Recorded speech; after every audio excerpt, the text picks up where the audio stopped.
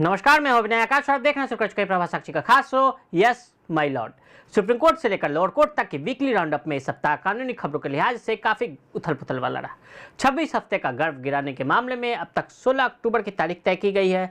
बाटला house encounter के दोषी आरिज खान की मौत की सजा उम्र कैद में बदल दी गई। धन विधेयक मामले की सुनवाई में प्राथमिकता की मांग वाली याचिका पर केंद्र ने विरोध जताया है। पति ने दी तलाक की अर्जी, पत्नी ने किया विरोध। 82 साल की महिला की दलील पर जाने सुप्रीम कोर्ट ने क्या कहा।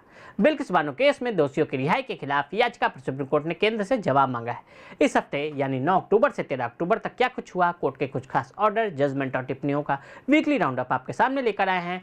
कुल मिलाकर कहें तो आपको इस सप्ताह होने वाले भारत के विभिन्न न्यायालयों की मुख्य खबरों के बारे में बताएंगे। एससी बोला, अजन्मे के अधिकार को भी देखना होगा। 26 हफ्ते का गर्भ गिराने की गुहार वाली याचिका पर सुनवाई में सुप्रीम कोर्ट ने कहा कि हम एक बच्चे को नहीं मार सकते, भ्रूण के जिंदा पैदा होने की संभावना है। हम महिला के फैसले के अधिकार के साथ उस अजन्मे अधिकार को भी देख रहे हैं। हम दोनों में संतुलन देखना चाहेंगे।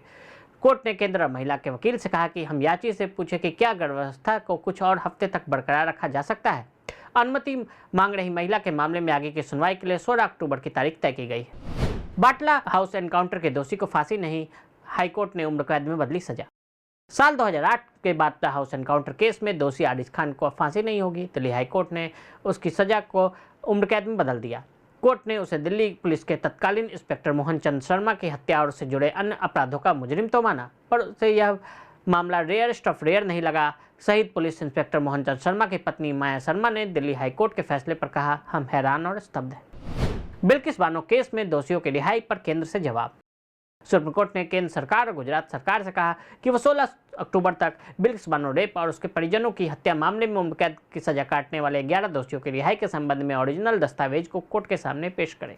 इस मामले में बिल्किस बानो और केंद्र सरकार के साथ साथ गुजरात सरकार की ओर से दलील पेश की गई, जिसके बाद सुप्रीम कोर्ट ने फैसला सुरक्षित किया है।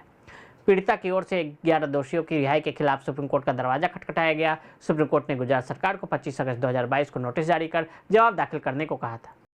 बुजुर्ग ने सुप्रीम कोर्ट में कहा, तलाकशुदा लेबल के साथ नहीं मरना चाहती। सुप्रीम कोर्ट ने कहा कि वह भारतीय समाज में शादी को पवित्र माना गया है। ऐसे में टूट के कगार पर पहुंच चुकी शादी जिसमें सुधार की गुंजाइश न हो, इरेक्टेबल ब्रेकडाउन ऑफ मैरिज के आधार पर हमेशा तलाक का आदेश ठीक नहीं हो सकता। 89 साल के पति ने अपनी 82 साल की पत्नी से तलाक की मांग की थी। सुप्रीम कोर्ट में महिला ने कहा कि वह तलाकशुदा का लेबल लगाकर मरना नहीं चाहती।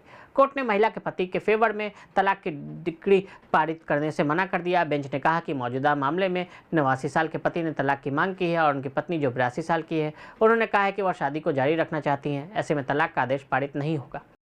मनी बिल केस को प्रायोरिटी देने पर केंद्र का ऐतराज। सुप्रीम कोर्ट में केंद्र सरकार ने मनी बिल मामले की सुनवाई को प्रायोरिटी दिए जाने के प्रस्ताव पर ऐतराज जताया है। कोर्ट ने कहा कि इस मुद्दे को हम पर छोड़ें, हम इस बात को तय करेंगे। केंद्र सरकार के आधार बिल और prevention of money laundering act में संशोधन को मनी बिल के रूप में पेश करने के बाद सुप्रीम कोर्ट में कई याचिकाएं दायर की गई। सुप्रीम कोर्ट के चीफ जस्टिस DY चंद्रचूड़ की अगुवाई वाली 5 जजों की बेंच 7 जज और 9 जज के सामने पेंडिंग केसों की सुनवाई के लिए आदेश पारित करने वाली है। तो आज के लिए इतना ही। कानूनी दुनिया से जुड़ी खबरों के लिए देखते रहें प्रभा साक्षी।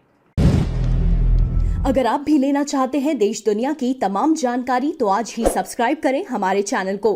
साथ ही नीचे दिए बेल आइकन को जरूर दबाएं ताकि हर अपडेट आप तक पहुंच सके।